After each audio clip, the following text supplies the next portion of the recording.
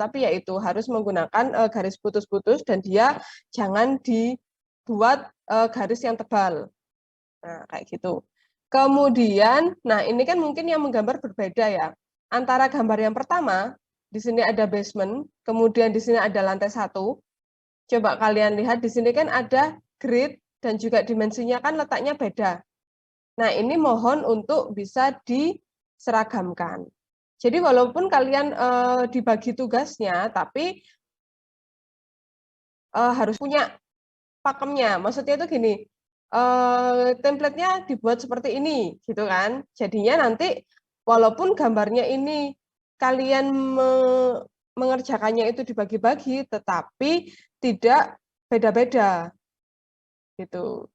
Ya, itu kan juga mempengaruhi si pembaca gambarnya, ya enggak? Loh, ini yang pertama dibuatnya seperti ini, gridnya ada di paling atas, kemudian dimensi. Nah, yang bawahnya kok saya kan langsung lihat gridnya mana di atasnya dimensi kok nggak ada. Oh, ternyata dia ada di bawahnya. Nah, kayak gini kan perlu keseragaman juga.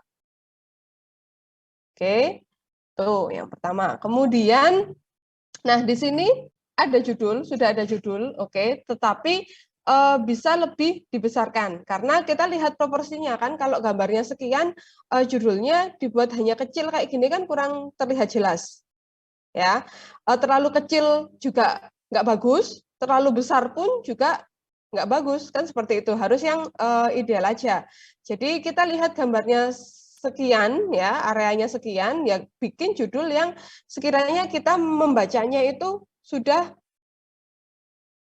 mewakili bahwa judul ini tuh terlihat jelas, seperti itu. Oke, nah di sini sudah benar ada nama judulnya kayak gini ya, Dana Basement. Kemudian di bawahnya ini ada skala.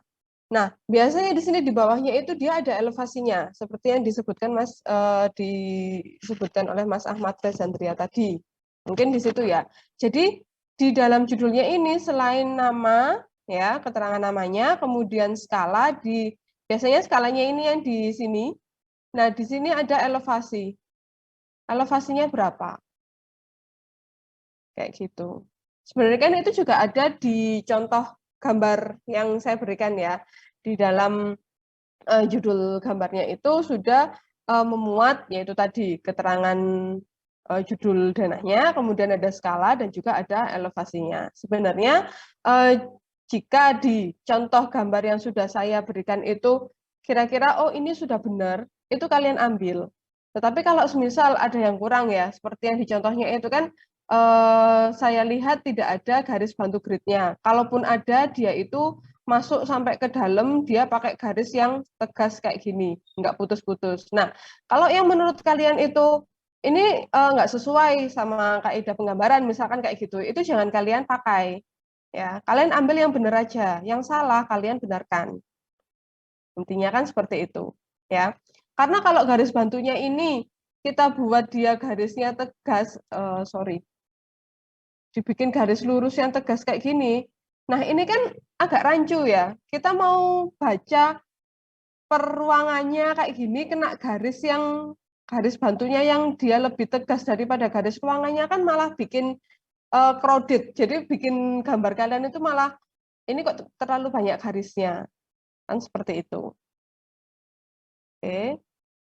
Nah, itu yang perlu diperhatikan. Kemudian, seperti yang di sini tadi, jika kurang arah mata angin, silakan ditambahkan arah mata anginnya juga.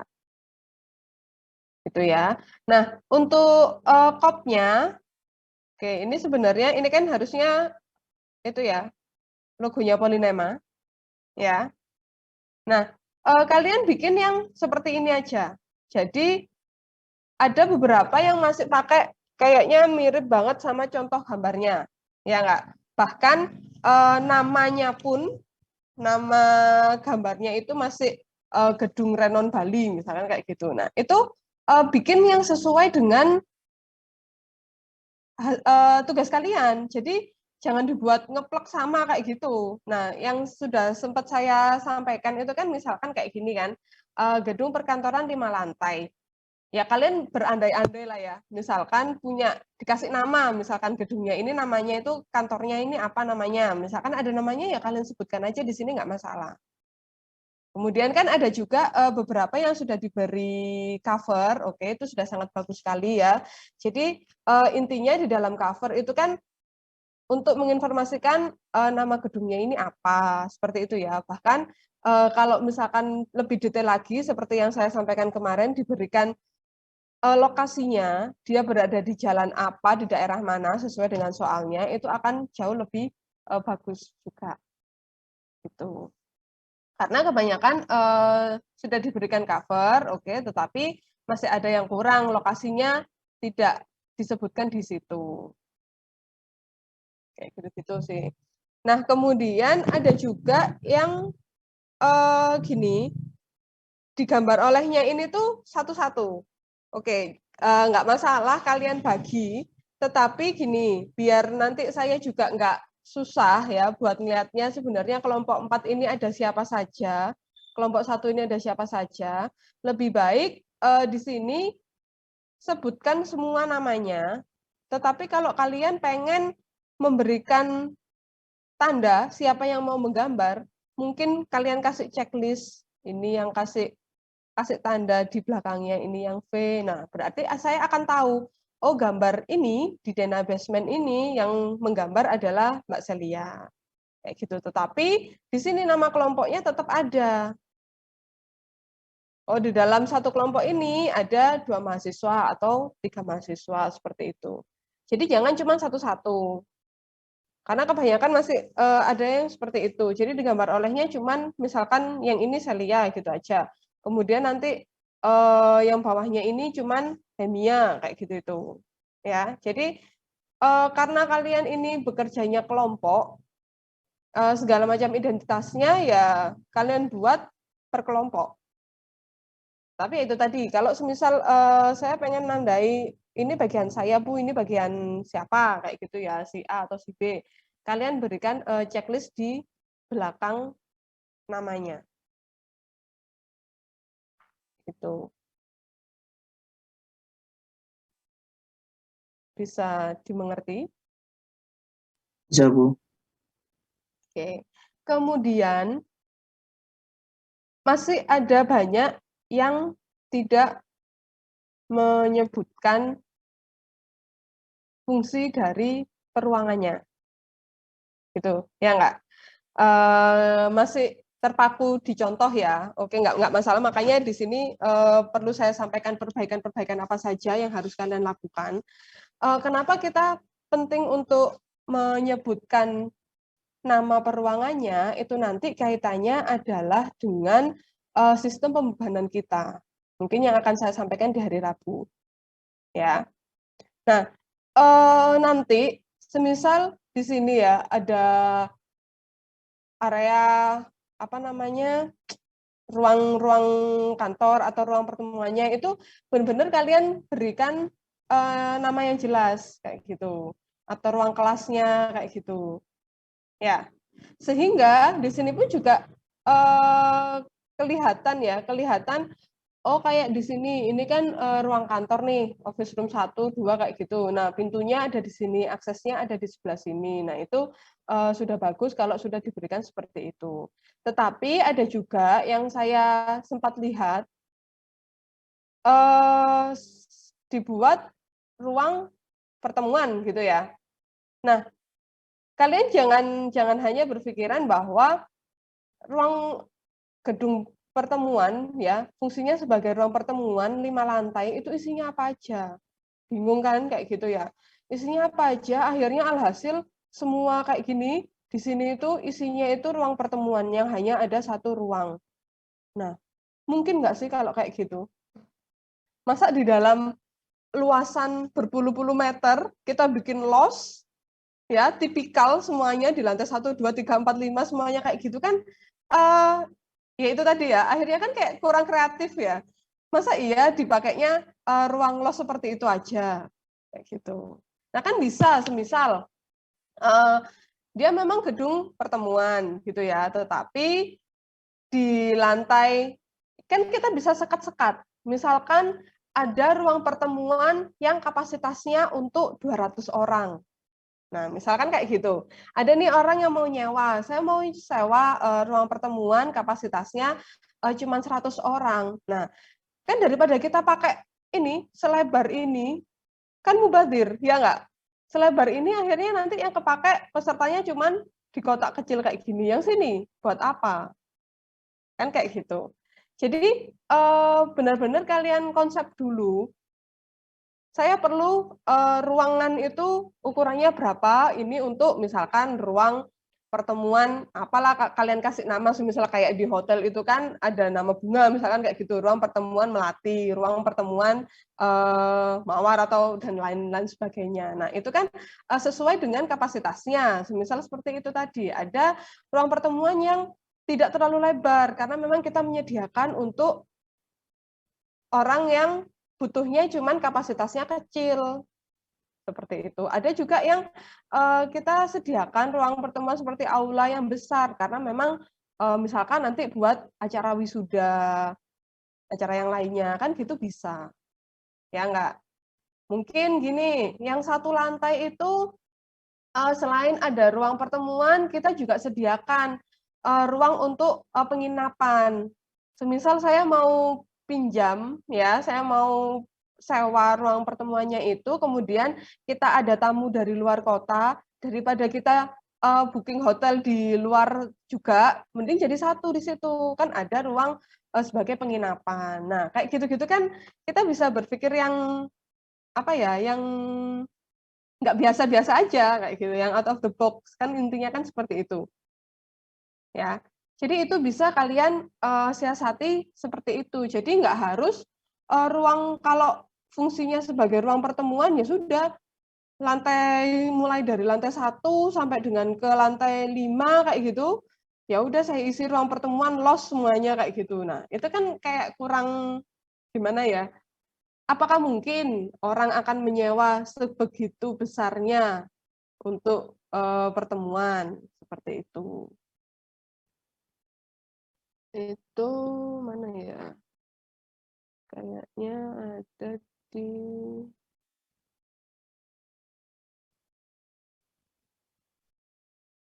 Oke, jadi nggak masalah. Kalian dulu pernah dapat materi tentang itu nggak sih? Ya kayak buat ini, buat ruangan apa kayak gitu tuh dapatnya di BIM 1 aja kah atau di gambar teknik? Kayak gitu itu?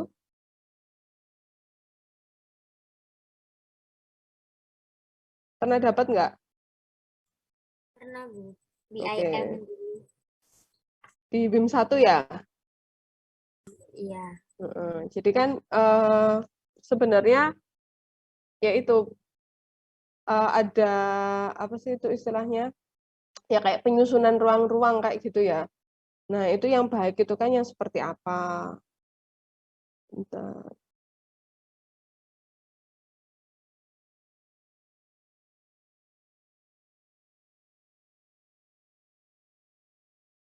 Oke, nah yang seperti saya bilang tadi ya. Nah, misalkan seperti ini nih, kan agak sedikit bingung ya, misalkan di lantai 1 ini dibuat apa? Di sini areanya apa? Kosong semuanya seperti ini tuh fungsinya sebagai apa? Kayak gitu tuh mungkin bisa lebih dijelaskan kembali. Ya enggak? Kemudian ini kan sebagai gedung pertemuan ya. Nah, di sini ada UGD. UGD ini maksudnya gimana? Gitu ya. Ada nggak di sini, Mas Dava atau Mbak Novita? Iya, Bu. Ya, mungkin nah seperti ini juga ada ruang makan. Apa nggak sebaiknya misal di dalam di sini di dalam satu lantai kayak gini ada ruang pertemuannya, ukurannya berapa, di sampingnya baru ada ruang khusus untuk makan. Jadi itu apa namanya? Pasangannya. Kalau kita mau sewa ruang pertemuan ini di sampingnya ini buat ruang makannya. Kan seperti itu. Nah, kalau kayak gini satu lantai cuma dibuat ruang makan, kayak gimana? Kan kalau menurut saya sih kayak kurang efektif, ya nggak sih? Kayak gitu. Apakah Iya. nanti, nah seperti ini ya, ruang aula pertemuannya dibuat full loss kayak gini. Nah, kan kayak kurang gimana ya? Yaitu tadi penyusunan dari ruang-ruangannya ini perlu diperhatikan lagi. Ya, kemudian seperti ini. Seperti yang saya bilang tadi, antara besarnya judul dengan ini ya, dengan dananya ini kayak gimana? Udah pas nggak kalau seperti ini? Belum, Bu. Nah, jadi pengen saya hari ini kalian diutak-utak dulu lagi, ya. Diutak-utak lagi tentang gambarnya ini nanti. Nah, seperti ini juga. Oke, ini cuman ada. Nah, di top floor ini kita nggak perlu, ya. Jadi cukup lantai 1 sampai dengan 5 saja, kemudian ditambah rooftop sama basement 1. Udah, yang top floor ini nggak perlu. Itu ya. Kemudian karena beberapa saya lihat juga masih banyak yang mencantumkan lantai top floor-nya. Dan ini kebanyakan juga masih sama seperti template gambar yang saya berikan. Gitu. Oke, jadi top floor-nya nggak perlu, cuman kita butuh rooftop-nya aja. Nah, ini kan potongannya ini kan masih mirip ya, mirip dengan contoh gambarnya. Jadi kalau semisal top floor-nya ini nggak ada, ya. Nah, di dalam potongan juga, ini juga perlu kalian perhatikan ya. Ada yang beberapa sudah benar, ada juga masih banyak yang kurang sesuai, seperti yang dibilang Mas Ahmad Zandria tadi ya. Kalau misalkan di potongan, di sini kita berikan nama lantainya kayak gini, ya. Kemudian di sini, oke, di sini apa namanya ketinggian per lantainya, ya. Kemudian tambahkan untuk elevasinya. Ini kan elevasinya ditaruh di per lantainya kayak gini, ya enggak? Atau ditaruh di sampingnya sini. Biasanya kan kayak gitu. Ini elevasi berapa? Ini elevasi minus berapa, ini elevasi nolnya, ini yang plus 400, dan sebagainya. Gitu. Jadi di dalam potongan harus ada ini, nama per lantainya, elevasi per lantainya, dan juga ketinggian per lantainya. Ini jangan sampai lupa. Oke. Nah, kemudian ada juga yang sempat saya lihat, ketinggian per lantainya ini masih ada yang beda. Kalau semisal di soal disebutkan bahwa ketinggian per lantainya adalah 4 meter, bikin seragam semuanya 4 meter. Gitu. Ya. Kadang ada yang di bawah basementnya dipakai 3,5, atasnya baru 4 semuanya, kayak gitu ya. Sebenarnya nggak masalah kalian buat gitu, tapi nanti aja ketika kalian misalkan pengen mengembangkan ini sebagai skripsi kalian, ini yang mau diubah-ubah. Nah, untuk yang sekarang kita coba sesuaikan dengan soal yang ada dulu aja. Karena kan istilahnya ini kan kita latihan dulu ya, kayak gitu. Jadi untuk ketinggian per lantainya dibuat seragam aja, jangan ada yang berbeda di beberapa lantainya. Itu. Oke. Kemudian seperti yang saya bilang tadi, karena kita nggak ada top floor-nya, ini kan berarti langsung rooftop ya. Nah, berarti kayak gini, ini peruangannya yang di sini, ini bisa jadi dia tidak ada. Ya nggak? Nah, tetapi jangan lupa, kalau kalian pakai lift, ya, kalau misalkan kita sampai 5 lantai kan, masa iya nggak dikasih lift gitu ya? Pasti kan ada liftnya. Nah, jangan lupa yang paling atas sendiri, ya dia ada di rooftop-nya, oke, kayak gini. Ini kan biasanya dia dipakai untuk rumah lift. Ya nggak? Jadi ada tambahan 1 ruangan sebagai rumah lift-nya. Tapi nanti yang di atasnya ini, selain di ini ya, ruang lift-nya mungkin ada yang buat tandon, atau dibuat rooftop yang entah dia nanti dipakai buat apa ya, biasanya sekarang kan rooftop di atas kan dipakai buat kafe atau yang lainnya, itu kan bisa seperti itu, tapi bukan suatu ruangan yang permanen. Itu. Oke. Kemudian apalagi ya? Intinya yang jelas itu sih, kalian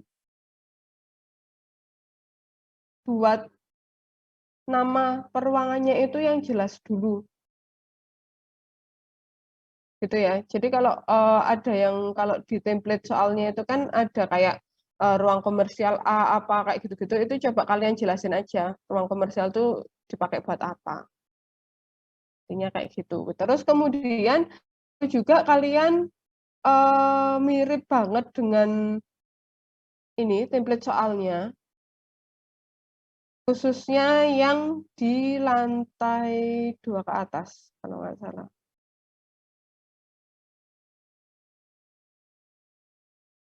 Oke, lantai 1 ini kan peruangannya dia masih modulnya itu sesuai dengan kolom-kolom utama kayak gini ya. Tetapi di lantai 2 sampai lantai 5 ini kan dia ada tambahan 2 meter yang istilahnya dia lebih menjorok 2 meter dari kolom utamanya kayak gini. Ya enggak? Nah, sekarang ini kan kita bicaranya sih lebih ke strukturnya dulu ya, karena kaitannya dengan mata kuliah DSG kan kita sebenarnya gimana sih kita tuh merencanakan suatu bangunan dengan memperhitungkan strukturnya gitu kan. Nah, mungkin ini nggak usah kalian paksakan harus sama, ini ada tonjolan 2 meter keluar dari kolom utamanya, nggak perlu sama kayak gitu. Kalian samakan aja mepet di kolom utamanya ini juga nggak masalah. Karena itu tadi nanti kaitannya dengan perhitungan struktur kita nanti. Ya, nanti kan kalau seperti ini kan kita butuh balok cantilever yang cukup banyak. Kalau kita berikan tambahan 2 meter menjorok keluar kayak gitu. Ya enggak? Gitu. Jadi sebenarnya template soalnya ini ya kita pakai acuannya itu per modul ini aja, per modul kolomnya buat denahnya kotak kayak gini ini aja. Kemudian masih banyak juga ya yang hampir mirip, jadi ya udah ditulis aja area kantor yang seluas ini kayak gitu. Tetapi kita nggak tahu aksesnya ini masuknya lewat mana. Kemudian apakah ini semuanya tembok, kemudian ada pintunya di sebelah mana. Nah itu ada juga yang belum diberi keterangan seperti itu. Ya. Kemudian umumnya kalau semisal gini ya, oke lah. Ini, kalau semisal ada ruangan seperti ini, ya, misal di komersial A kayak gini, oke, ini ada yang bisa menunjukkan nggak arah pintunya gitu yang sesuai dengan kaidahnya kayak gimana?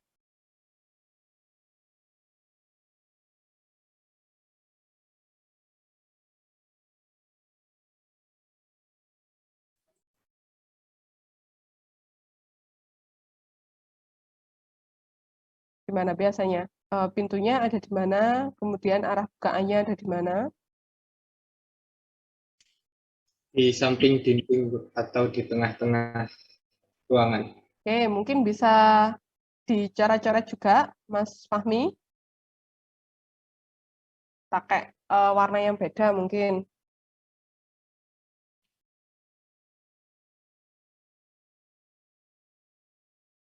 Kalau saya personal, kalau ruangannya lebar, bisa di tengah sini, Bu. Atau kalau saya pengen yang biasa-biasa aja ya, saya taruh di sekitar sini, di dekat dinding. Oke, nah terkait bukaannya sekarang ya. Oke, loh jangan dihapus tadi mana? Oke, oke, anggap aja kita pakai satu di sini ya, yang dekat dinding gini, ini kan. Berarti kan ini kan istilahnya pintunya itu kita dorong ke dalam, ya nggak? Kita bukanya ke dalam kan kayak gitu. Nah ada, saya tadi sempat lihat ya, kalau ruangannya di sini kenapa pintunya di luar kayak gini? Ya enggak. Kemudian kalau misalkan, oke, ini saya clear dulu. Ini kan yang ruangan di daerah yang sini ya. Kalau misalkan seperti ini, di sini ada area nih, area kantor di sini. Berarti kan ruangannya kan ada yang di sini ya, di yang saya arsir ini. Nah, ini kenapa pintunya keluar kayak gini? Ya sebenarnya enggak apa ya, lo saya pengennya kayak gini, oke pengennya seperti itu, tapi kan harus disesuaikan, ya enggak? Nah, sekarang umum nggak sih kalau misalkan ruangannya di sini tapi pintunya bukanya kayak gini? Enggak, Bu. Nah, kan seperti itu ya. Jadi kembali lagi ke kaidah-kaidah penggambaran tadi ya. Jadi itu kita sesuaikan dulu aja. Oke, jadi masih banyak yang perlu kalian perbaiki dulu. Kemudian nanti untuk uploadnya lagi ya, misalkan kalian mau merevisi gitu ya, kalian jadikan satu. Jadi nanti yang terupload itu hanya satu file PDF ini, tapi isinya mulai dari basement, lantai 1, 2, 3, 4, 5, kayak gitu. Jangan satu-satu. Oke. Nah, jadi itu sebenarnya sepele, tapi mohon untuk diperhatikan. Karena susah juga ya kalau misalkan nanti saya pengen lihat kayak gitu ya. Ada nih, misal kayak punyanya Mas Rafli. Nah, atau beberapa juga ada. Ini kan saya susah habis lihat lantai 1, kemudian saya harus keluar lagi ke lantai 2 kayak gitu kan saya nggak bisa lihat secara simultan kayak gitu ya. Jadi tolong dijadikan satu. Oke. Tuh. Nah, kebanyakan masih seperti itu sih. Nggak kurang jelas juga ini sebagai ruangan apa, kemudian akses masuknya seperti apa, pintunya ada di mana, kayak gitu itu banyak yang belum dilengkapi juga. Gitu ya. Seperti ini kan nggak ada grid-nya. Tuh. Jadi bisa apa namanya diperbaiki lagi. Oke, nah maksud saya tadi seperti ini. Kalau misalkan liftnya ada di sini, kita hanya butuh satu ruang sebagai rumah liftnya yang ada di rooftop. Nah kayak gini. Nanti yang lainnya ini juga fungsinya ya sebagai rooftop aja. Jadi nggak ada ruangan yang permanen lagi. Gitu. Sorry, salah ini. Ini lift apa bukan? Harusnya kan di sini ya, rumah liftnya. Nah, coba kayak gini diperhatikan lagi. Ya, ini sebagai apa? Kalau liftnya ada di sini ya berarti rumah liftnya ya ada yang di paling atasnya lift kayak gitu.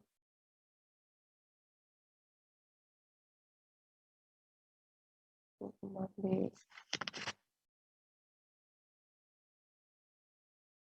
Nah, seperti ini kan di sini per 350, kenapa di sini kok 390? Ini tipe atau memang gambarnya sesuai dengan ukuran ini? Itu coba tolong dicermati lagi.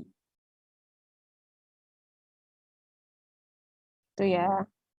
Kemudian yang saya bilang tadi, walaupun ini yang menggambar Mas Rafli, mungkin di kelompok 1 ini Mas Rafli sama siapa? Ini tolong dicantumkan juga di kop gambarnya ini, tetapi diberi tanda aja. Semisal itu memang yang mengerjakan Mas Rafli, kayak gitu. Ya, karena masih banyak yang seperti ini. Jadi saya agak bingung nanti kelompok 1 ini isinya siapa aja gitu ya. Apa cuma Mas Rafli aja atau sama yang lainnya kayak gitu. Oke. Mungkin adakah pertanyaan?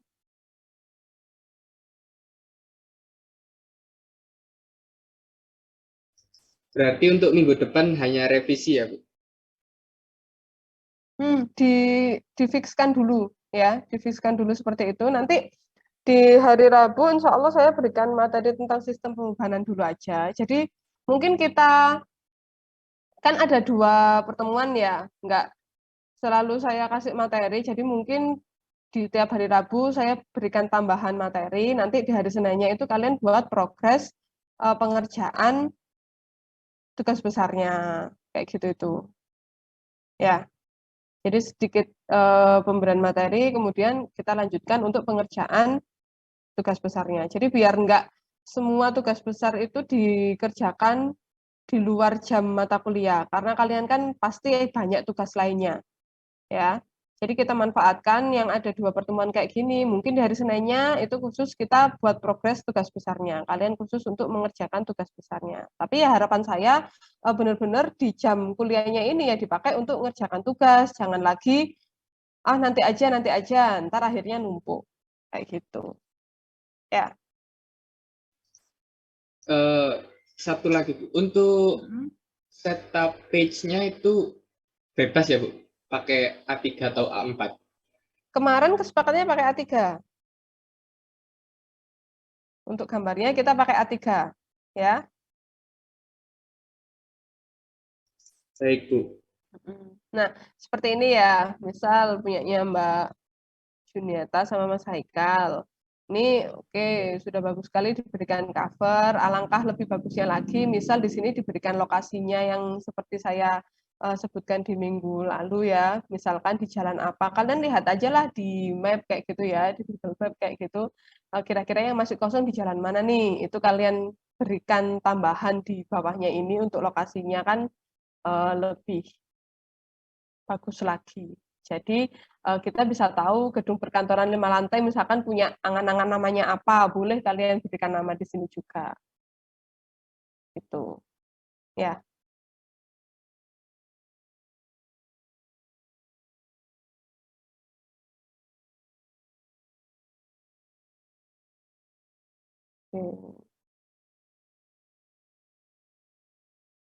Nah, seperti ini kan tidak harus persis seperti gambar contohnya ya. Nah, seperti ini dipaskan aja di modul kolom utamanya kayak gini. Jadi nggak perlu ditambah 2 meter atau berapa meter ke luar seperti itu juga nggak masalah kayak gini. Nah, cuman kan seperti ini ya. Ini kan yang kurang jelasnya di sini area kantor.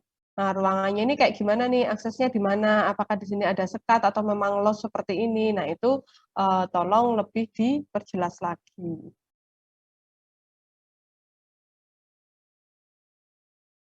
Nah, seperti ini sudah ada judulnya ya, nama ini dana lantai berapa, di sini ada skalanya, ditambah elevasinya, oke, sudah bagus juga. Kemudian di sini juga sudah ada 2, mungkin kalau mau ditandain yang saya bilang tadi juga nggak masalah. Yang penting di sini sudah ada nama semua kelompok.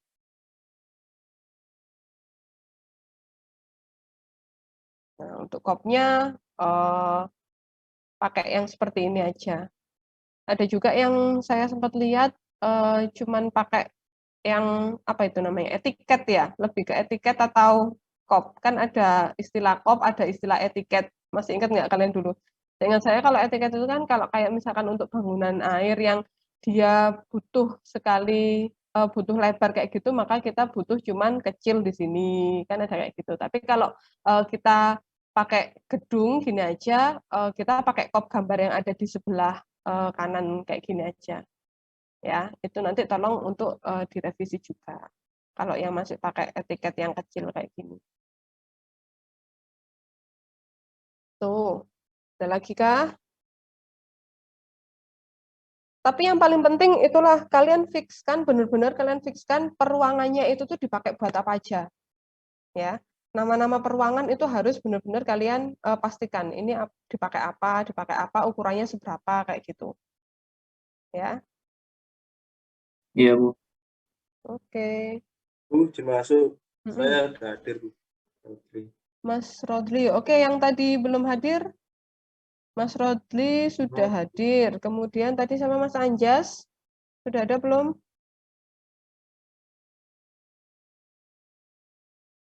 Anjas Saputra? Belum hadir. Brian Fajar? Febrian Fajar. Hadir, Bu. Hadir. Sudah hadir ya. Ya, hadir, Bu. Fawas Cahya. Mas Fawas. Fawas Cahya dari matkul tadi pagi itu, Bu, terkendala sinyal. Oh gitu, tapi sudah sembuh ya? Kayaknya Mas Fawas ini kan yang sempat sakit. Iya, Bu. Oke, sinyal ya. Asli mana Mas Fawas? Sidoarjo, Bu. Terus Yazid Al-Zidan. Saya, Bu. Ada? Saya, Bu.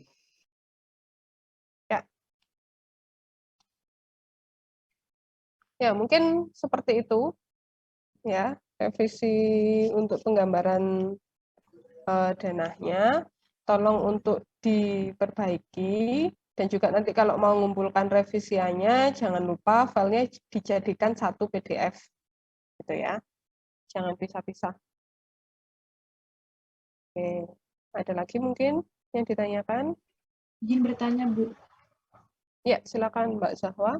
Berarti ntar file yang revisi kita itu yang file udah di Google Drive kita hapus aja.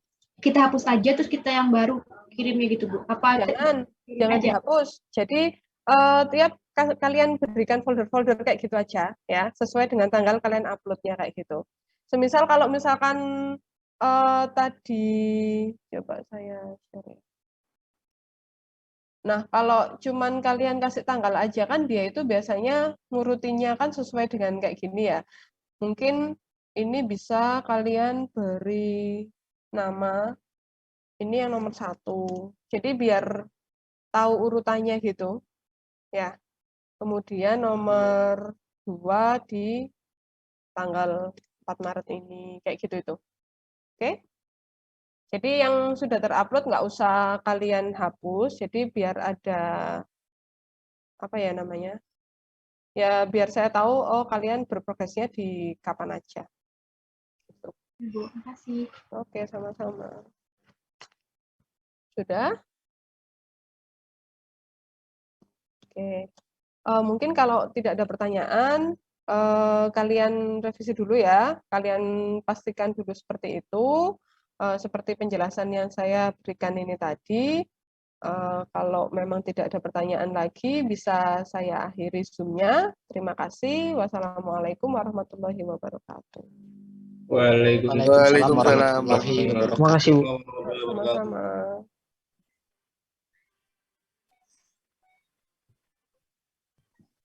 Oke.